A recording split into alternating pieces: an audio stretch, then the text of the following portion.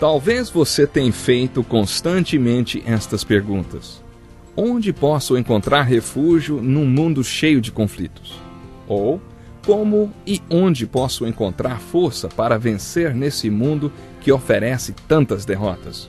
Acompanhe agora com o pastor Edson Bruno mais um programa Encontro com a Palavra.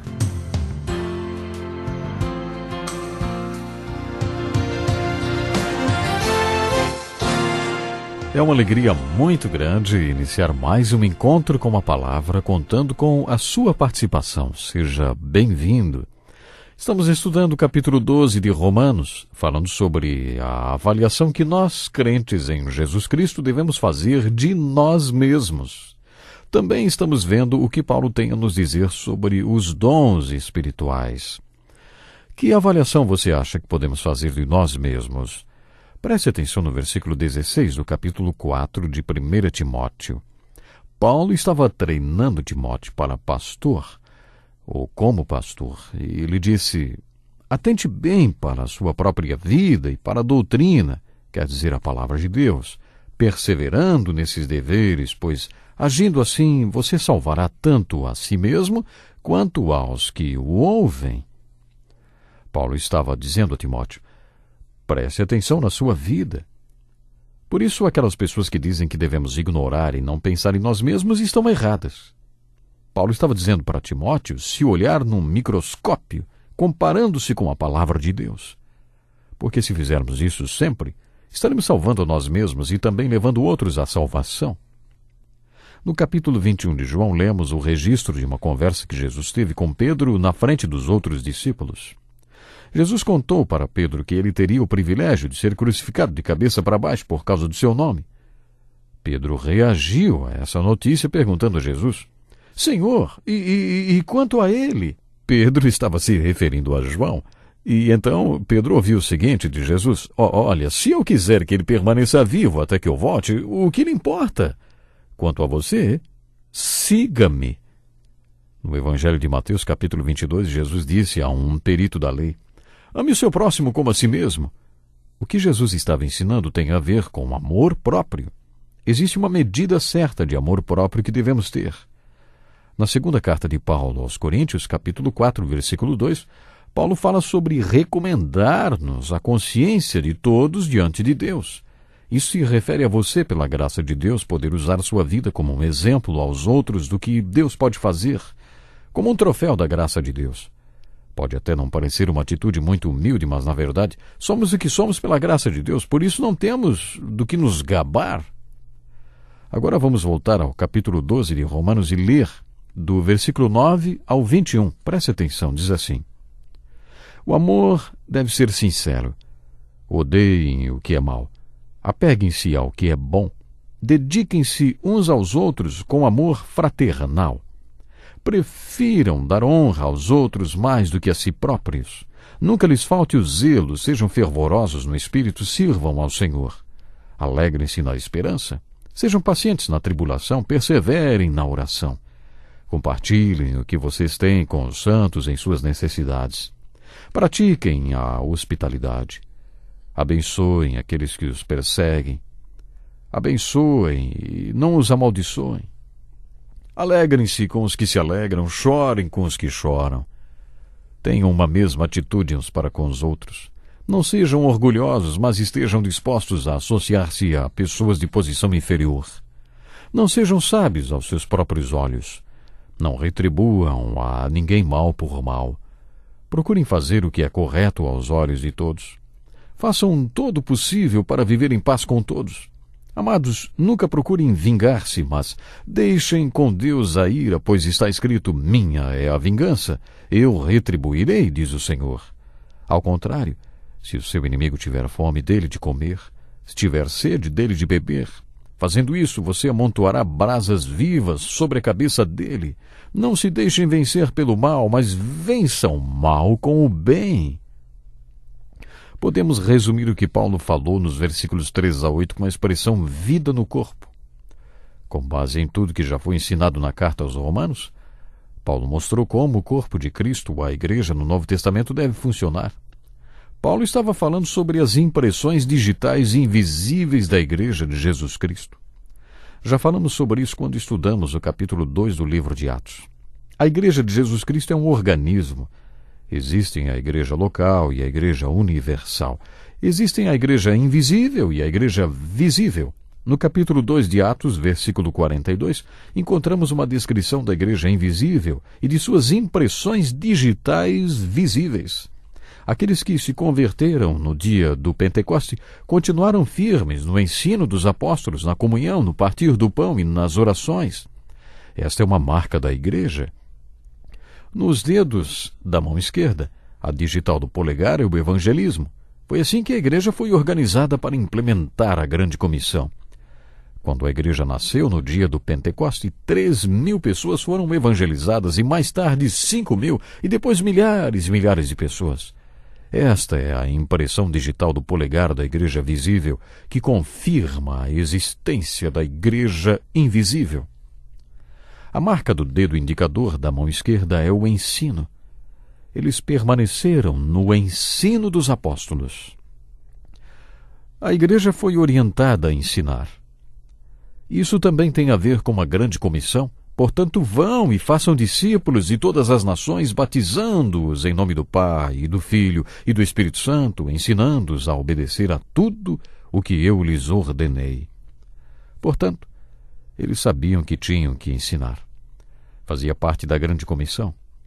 A impressão digital do dedo do meio da mão esquerda pode ser chamada de koinonia, a palavra grega para comunhão. Eles se tornaram uma comunidade espiritual. Isso também foi ensinado e demonstrado por Jesus durante a última ceia, quando ele disse aos apóstolos que eles estavam ali porque o amavam. Eu imagino Jesus dizendo aos apóstolos: olhem para a pessoa que está do outro lado da mesa. Eu quero que vocês amem essa pessoa da mesma maneira que eu os tenho amado durante os 3 últimos anos. Assim teve início a nova comunidade, a Igreja. Se a Igreja de Jesus Cristo não tiver comunhão, não demonstrará visivelmente a Igreja invisível de Cristo. Durante 300 anos, a Igreja se reuniu em casas. A palavra grega para casas é oikos, por isso os teólogos chamam este período de movimento oikos. É impressionante perceber hoje que a era da Igreja está se encerrando da maneira como começou.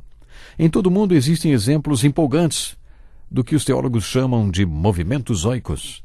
O maior exemplo está lá em Seul, na Coreia, onde a Igreja se reúne em casas. São as famosas células.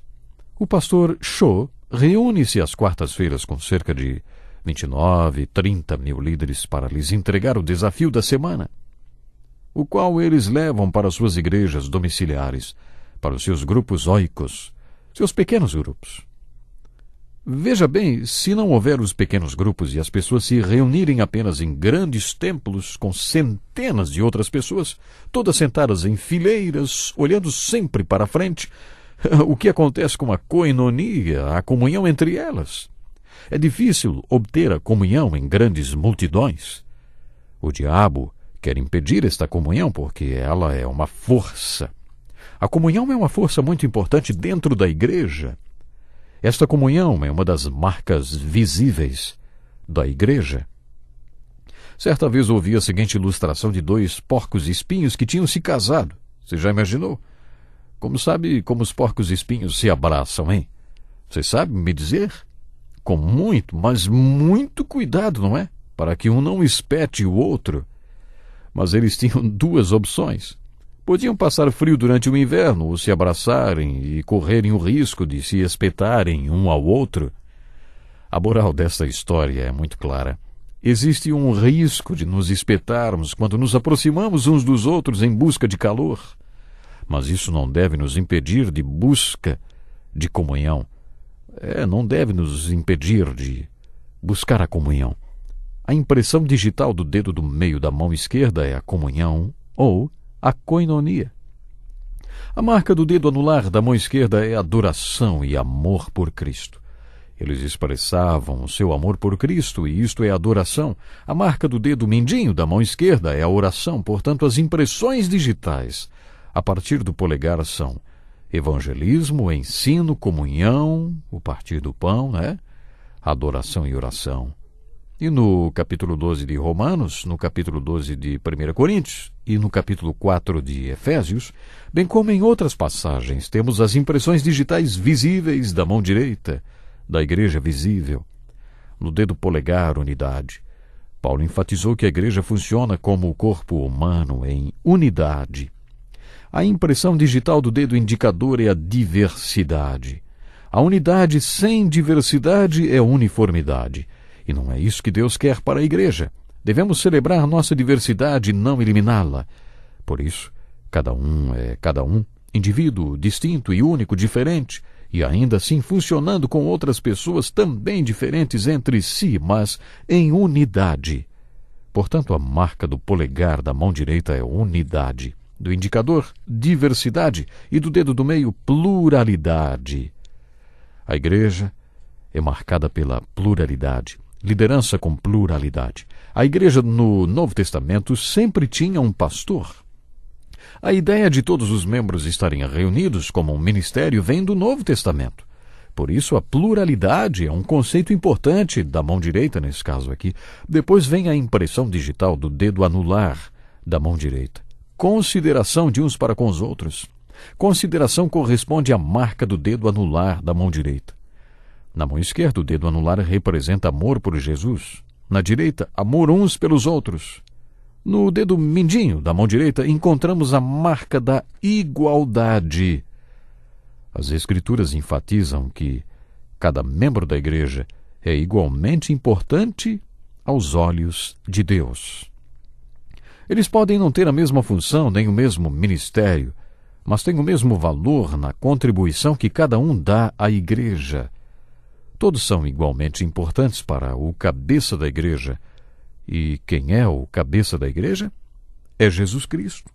Então, meu querido irmão, minha querida irmã, você é importante para o reino de Deus. Muito importante para o reino de Deus.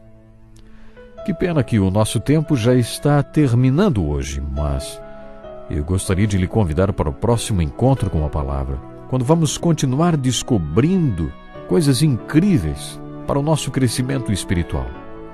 Sabe, eu tenho certeza que essa avaliação que estamos fazendo, ela é muito importante. Então, prepare-se para o próximo programa. Deus lhe abençoe e até lá.